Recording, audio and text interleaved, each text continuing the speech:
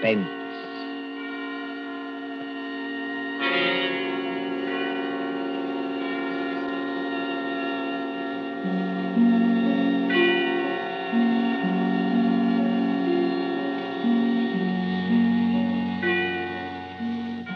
The hushed voice and the prowling step in the dead of night.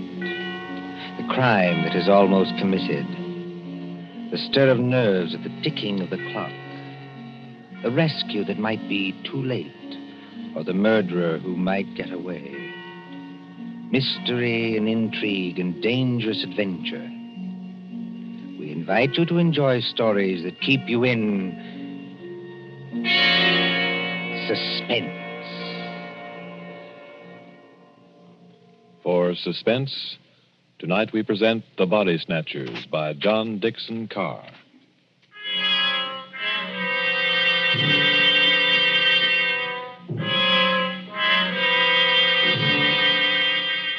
Beware of the body snatcher who prowls after dark. Beware of the graves he robs.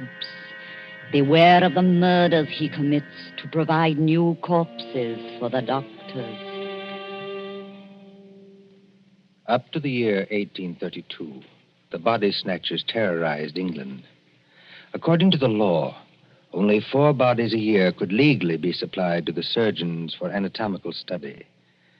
And even these were a monopoly granted to the Barbers and Surgeons Company of London. But the study of surgery had to go on. In hundreds of medical schools all over England, perfectly reputable doctors were compelled to buy bodies and ask no questions. In 1828, burst the scandal of Burke and Hare, who found grave robbing too slow and murdered 16 persons in order to supply Dr. Knox of Edinburgh. And so, out of basic good purpose, sprang the evil of the body snatcher.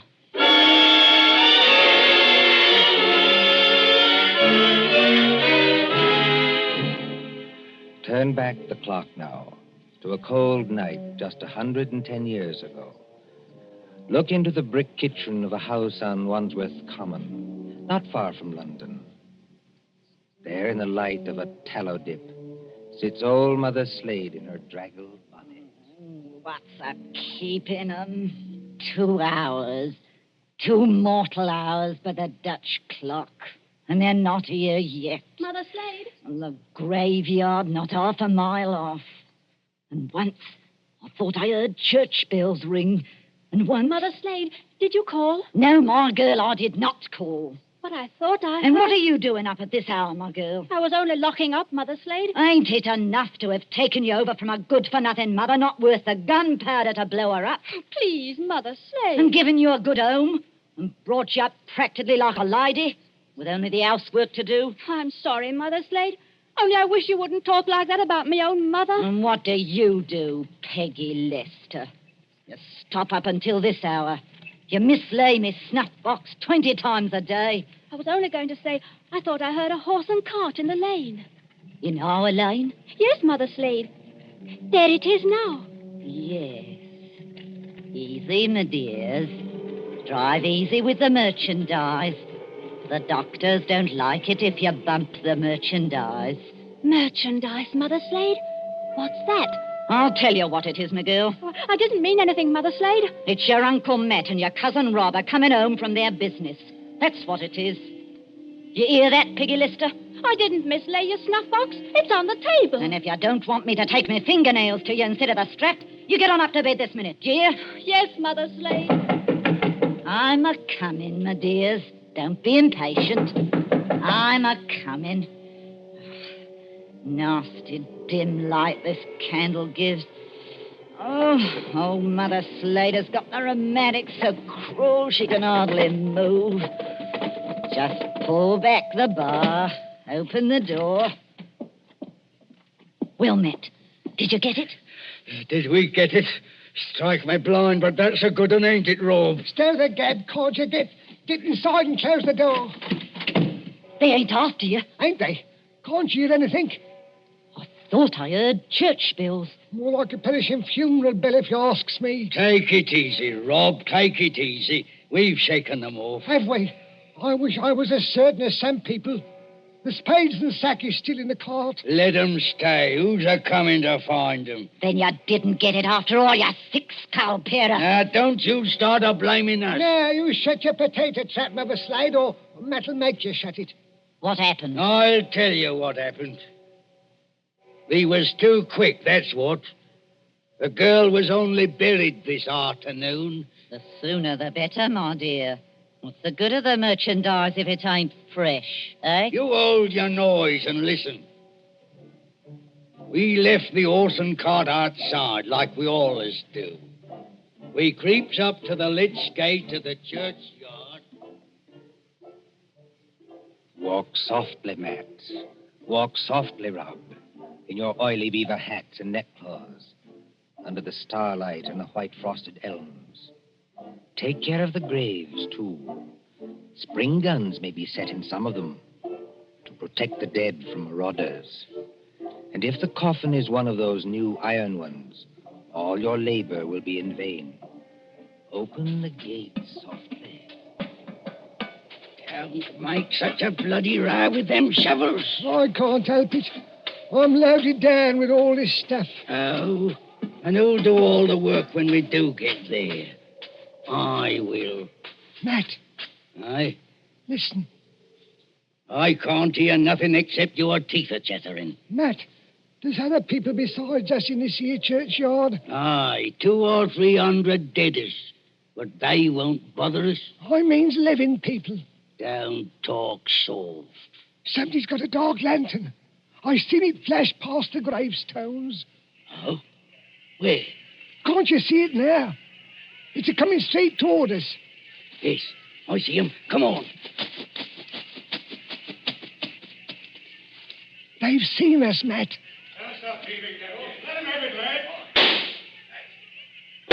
Easy does it, Rob. Down behind the gravestones. Crouch down.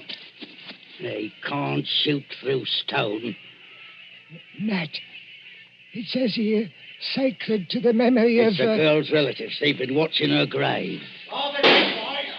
They want to get up now. They'll have to climb the wall. Oh, Struth. If only I had me Barkers. First time in 2 years I've gone without a brace of pistols, and this happens. But you ain't got your barkers, Matt Patterson. I got what's just as good. Give me a shovel. What are you going to do? Charge 'em.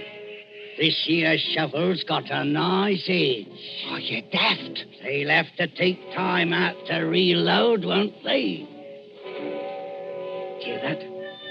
Somebody started the bell. That'll bring down every peeler within a mile.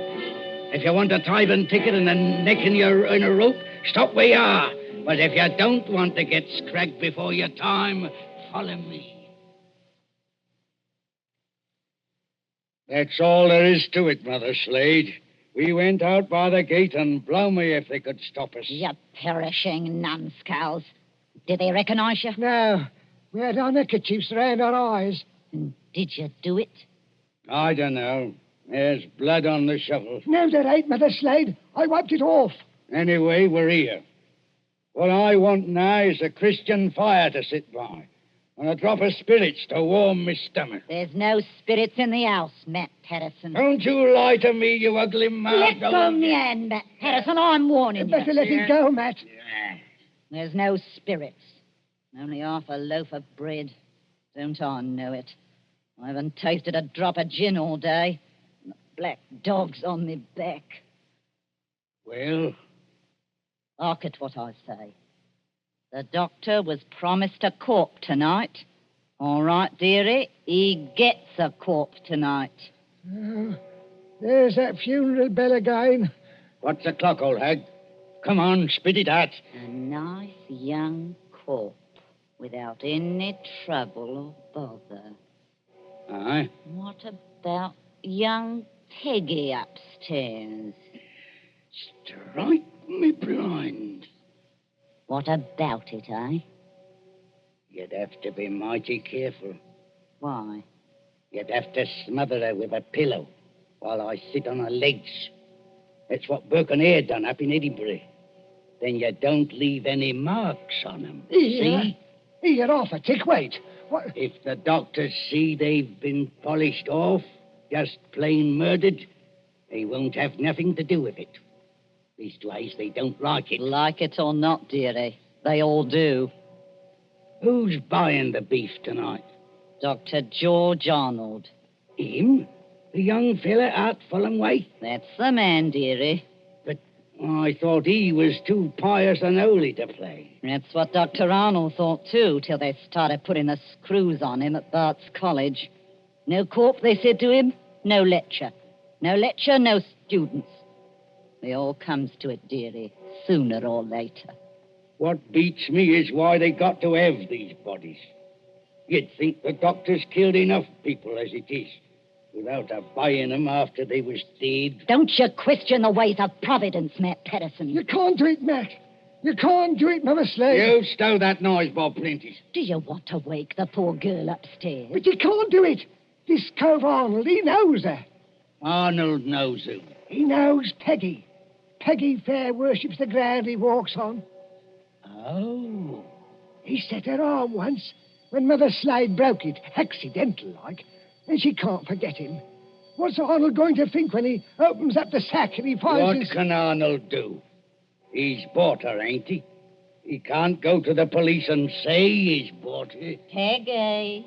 Peggy Lester. Don't do it, Mother Slade. Don't do it. And how do you two thickheads know what Mother Slade is going to do?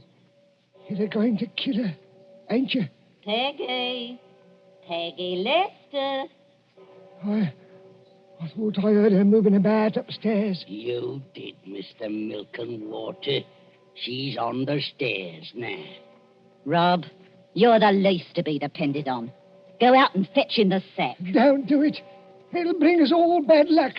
Matt, you're a lad after me own heart. You stop where you are and do just as I tell you. Trim the candle. Let's have it all nice and snug. What'll she bring, do you think? 15 guineas. Maybe 20. Maybe more. 20 guineas? Strike me blind. But this is a way of doing business that I like. Listen. Did you call me Mother Slade? That's right, my ducky. That's right, my little pet. Put your wrapper round you and your slippers to keep your feet warm and come right down here to Mother Slade. I'm coming, Mother Slade. I'm coming.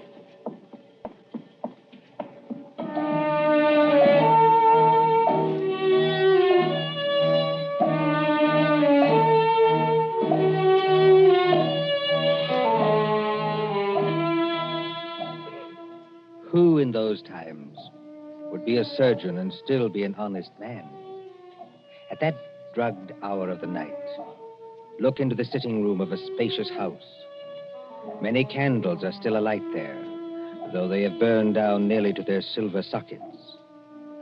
There is Chinese paper on the walls and a Turkey carpet underfoot.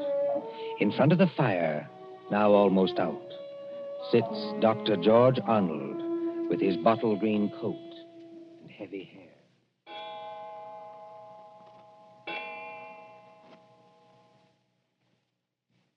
Dr. Arnold, sir. I beg your pardon, Mrs. Tancred. Dr. Arnold, sir. It's gone 2 o'clock. Yes, so it has. You've got a lecture to deliver tomorrow, and you'll be all worn out. Why don't you go on up to bed? Mrs. Tancred. Yes, sir? You're a jewel of a housekeeper. I admire you, and I can't do without you, but would you please go away and let me alone? Sure, I'm very sorry, sir. No offense intended. Stop. I shouldn't have said that. I'm thinking too much, perhaps. And smoking too many cigars, if you'll excuse me. Why must they keep tolling that bell at East Hill Church? Why must they keep it up all night? Well, sir, Elsie says the parson told them to do it. Elsie. Wait. Who is Elsie? Dr. Arnold, sir. I know you're always up in the clouds, mooning over books and whatnot, but I did think you'd recognize the name of your own parlour maid. Oh, that Elsie. I see. Well? Elsie says it's because of the murder in the churchyard. What murder? 2 resurrection men. Body Snatchers, sir. Oh, you wouldn't know anything about such people. No, of course not. They were caught trying to rob a grave, but they got away. One of them was a horrible big fella. split Willie Kendrick's head open with the edge of a shovel. Is anything wrong, sir? No, not exactly. Well, I thought for a second, seeing how you looked. Did they get the body? Yes, sir. It was Willie Kendrick. His head was split open with a shovel. No, I mean, did these resurrection men get what they were after? No, sir. Thank God. Oh, you may well say that, Doctor. Well, I wasn't exactly speaking in the religious sense, but never mind. Well, Elsie says there are what she calls peelers all over the place. Peelers? Yes, these new policemen. After Sir Robert Peel. And somebody from the new detective police that they're using instead of the Bow Street runners. Well, Mrs. Tancred, I'm going to smoke one more cigar, and then I'm going to bed. Very good, sir. You see, sometimes you give orders, then it's too late to recall them. Whatever the medical practice is, you can't look your conscience in the face afterwards. Then, I can't tell you how or why, a miracle comes along and saves you, and you're free, What was that? Sounds like a horse and cart in the drive, sir. Mrs. Tancred. Yes, Doctor? Will you please go upstairs? Now, make haste. Well, if it's visitors, sir, or even a patient... Mrs. Tancred, you heard my instructions. Obey them. Sir, there's the front door Yes, bell. I heard it. For the last time, go away. I will admit whatever visitors we have. Yes, sir.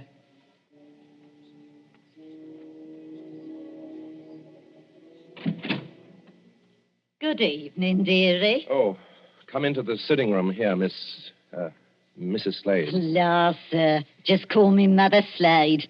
You don't hardly seem natural or friendly to hear anything else. It's a pleasure to curtsy to you, Doctor. Coo. What a lovely room. I suppose... Your candles is going out, though. One by one. Poof. Then you'll be in the dark. I suppose you've come to report failure. Failure, dearie? I understand you didn't get what you went after. Bless you, dearie. We got something just as good. Finest piece of merchandise you ever saw. You haven't got it here. Bless you, dearie. Mother Slade always keeps her word. Bring the merchandise in, my dears, so the doctor can see it. Quiet, please. Oh, of course, dearie, I forgot. Thank you, Pat. The big fellow with the black eyebrows is Uncle Matt. The little fellow with the watery eyes is Cousin Rob. And between them, in that sack, they're carrying... Well, who is it in the sack? 19-year-old girl, dearie. Finest anatomical specimen you ever saw. Merciful Where do heavens. you want this here thing dumped, Governor? Easy now, Matt. Why did you bring it here? That's where you told us to bring it, dearie. I mean, why did you bring it to the front door? Why not to the surgery? Only place in the house where there was lights, Governor. Hurry up now. Where do you want it? Well, take it Yes, dearie? over and put it in the cupboard there, where I'm pointing. This cupboard here, sir. Yes, then close the cupboard door. Shame on you two. Tracking your muddy boots over the doctor's lovely turkey carpet. Easy, my dears, easy now. All right, Robin. Don't bruise the merchandise. Whatever you do, don't bruise the merchandise. Right, me blind. What's the odds? She can't feel it now. There's your body, Mr. Sawbones. Now, let's see your money. Well, just one moment before I give it to you. There ain't no itch in this, is there? Better not be. No, I made a bargain with you, and I'll stick to it. Thank ye. That's uncommon genteel of you. Kindly stand back, sir. You're 2 stone of fat heavier than I am, and you don't impress me. Easy, Matt. Take it easy. I want to ask only one question. Where did you get that body? That's a question, dearie, what people in your profession don't ask. Why not? 'Cause they don't dare. That's why. Would the police be interested in where you got the body? No, dearie. Not half so interested in as where we brought it. To your house. It's your responsibility now. Yes, I suppose it is. The victim wouldn't be, by any chance, that pretty little girl you used to treat so unmercifully? You hold your noise about how I treated her. I was rather fond of Peggy. Strike me blind. I think the Sawbones... Oh, get out of this house, all of you. Go on, get out. Not without that money, dearie. It's 20 guineas now. There's money on the table under that newspaper. Take what you want, and get out of here before I... Oh, what was that? Aye. What was it? A late visitor, I imagine. Was you expecting anybody? Eh? No. Don't drop the lovely money, Rob. Don't drop it all over the carpet. Pick it up. So the back way are these? Yes, it's the way you should have come. Through that arch and down the passage. Thank you for the rhino, Governor. And no games, mind you, if you know what's good for you. Good night, dearie. Remember, you've got the body now. Yes. I've got the body now. Poor little devil. Dr. Arnold, sir. In heaven's name, Mrs. Tancred, haven't you gone to bed yet? I had to get up, sir, to answer the bell. Yes, of course. I'm sorry.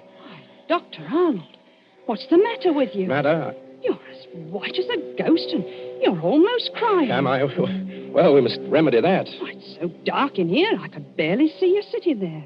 The candles going out, one after another. Nothing but smoke and an ugly smell of grease, and that cupboard door. What about that cupboard door? Oh, I always declare, sir, it won't keep shut without any latch or bolt, if you'll excuse the level. Mrs. Tancred, keep away from that cupboard. Dr. Arnold, sir. Are you ill or anything? No, but keep away from that cupboard. Who rang the bell? Oh, dear, I was almost forgetting. It's that man Elsie was talking to us about. What man? The officer of the detective police, sir. He wants to see you. Well, I'll see him, but in some other room, not here. It's as you say, there's not enough light. Not a bit of it, Doctor, not a bit of it. Never too dark, as you might say, where the police are concerned. I couldn't help it, sir. He must have followed me down the hall. Are you... That's right, Doctor. I'm Stalker at your service. Inspector Stalker. Well, how do you do, Inspector? Mrs. Tancred, you may go. By your leave, sir, I'll just get some more candles and put them in that bracket by the cupboard. It's not in use. No, you needn't trouble. It's no trouble, sir. Excuse me. First of all, Doctor, I must apologize for intruding as late as this. Not at all, Inspector. Will you be seated? Thank you, sir. Thank you kindly. Now, I dare say you're wondering why I'm here. Well, yes, I am, rather. It's a bad business, Doctor. A very bad business. You mean the murder in the churchyard? Oh, you've heard about it. Well, my housekeeper said something about a man being killed with a shovel. That's right, Doctor. Not much doubt about who did that. No? No, the little fella dropped his dark lantern with the initials on it. They're professional body snatchers. We've had our eye on them for a long time. Speaking of body snatchers, Doctor... Well? I expect this anatomy law is pretty hard on you surgeons. It's an infamous law, sir. All the same, Doctor, it is the law. Yes. And if any surgeon happened to be caught with a body, especially a murdered body... What are you hinting at? Oh, nothing, Doctor, nothing. By your leave, I only want to ask a question. Well? What time did your friends leave? Now, come, Doctor. As one man of the world to another, do you see any green in my eye? You are not going to say you had no guests when their horse and cart are still at your front door. They didn't get away. No, Doctor, they didn't. They made a little reception committee as they left by the back door. Darbies on the wrists. Snap. Just as I might reach out and touch your wrist. Like this. What do you mean by darbies? Handcuffs. I've got a pair in my pocket. Gags into their mouths. That's to keep them from biting. Look, do we have to go on with this? You already seem to know everything I could tell you. Not exactly everything. I don't know, for instance, where you've hidden the girl's body. You're a very diligent man, Inspector Stalker. Thank you, sir. I try to do my duty. You said a girl? These gin-muddled degenerates have been watched every second since they left East Hill Churchyard. They hadn't a body then, but they brought one here. And there's only one other person who lives in the same house with them. Dr. Arnold, sir. Mrs. Tancred, listen to me. Yes, sir. Must you always break in with the most completely ill-timed entrances at all the worst period of my life? I was only trying to be helpful, sir. That's right, madam. Always be helpful. You had to have some light. Here's the candles, sir. 5 of them, in a big candelabrum. We can hang them in the bracket. Ma'am, hold up that light. Hold it high. Really, sir? I'm not in the habit of being spoken to as Hold it high, I tell you. Do as the inspector tells you, Mrs. Tancred. This is a very fine carpet you've got here, Doctor. Yes, others have admired it tonight. But it oughtn't to have footprints on it. Muddy footprints. Footprints leading from the door, past the sofa, past the hearth, over To that cupboard. Quite correct. I think that's done it, Dr. Arnold. I think it has, Inspector Stalker. We couldn't have proved anything against you for that churchyard business, but this... Let me open Bluebeard's cupboard, Inspector. Let me be the first to show you what's inside. You wanted a certain body. It appears you've come to the right place. Now, look. Lord Almighty. I'm the body, Mr. Police. Standing up, I'm very much alive. And I'm wearing a nice new dress that the doctor gave me. That I gave you. Don't say anything. Please don't say anything. Stop a bit, miss. Aren't you Peggy Lester? Yes. Just because the doctor has to be so terribly respectable and a girl who's fond of him has to come here in secret. Wait a minute, everybody. Peggy Lester, you're lying. I am not lying. So that's it. Why didn't I guess it? It's the oldest body snatchers trick in the world. Is it? Of course, the old pinch penny like Mother Slade couldn't sacrifice a good household grudge. Of course they brought the body here, instead of taking it to the surgery, where it might get locked up. Could you be persuaded, Inspector, to tell us just what you're talking about? The body snatcher, sir. Well, what about them? They take a living accomplice and put him into a sack and sell him to a green doctor as a dead man. Yes, but see here, They get the best price they can. Then in the middle of the night, that accomplice gets up and robs the doctor's house. And the doctor can't tell us because he's bought illegal goods. I never intended to go through with it. No, young woman? I tell you, I wasn't going to rob the house. They made me do this. I was going to tell Dr. Arnold. When I found out where they were taking me, I pretended to go through with it so I could warn the doctor. They can hurt so much, you'll agree to almost anything. Oh, that sounds like the truth, but it puts me in a funny position and no mistake. well, your three murderers, Inspector, seem to be leaving. Yes, they're leaving right enough. Trussed up like fowls and under guard. Does anybody go with them? Well, how can anybody go with them? I'm willing to believe this girl acted under threats. She's committed no crime. And I don't for the life of me see how we can touch you. Can't touch me? No, sir.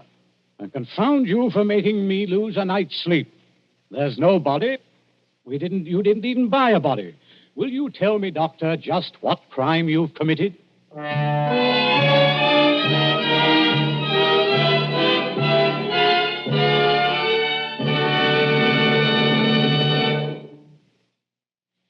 And so ends The Body Snatchers, a story of London at midnight, 100 years ago. And tonight's story of Suspense.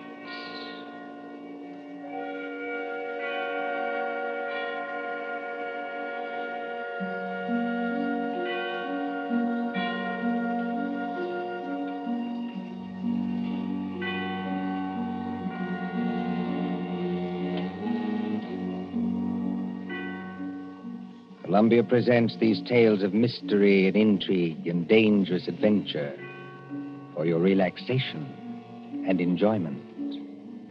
Next Tuesday, there will be another in this series. Same hour, 9:30 Eastern Wartime.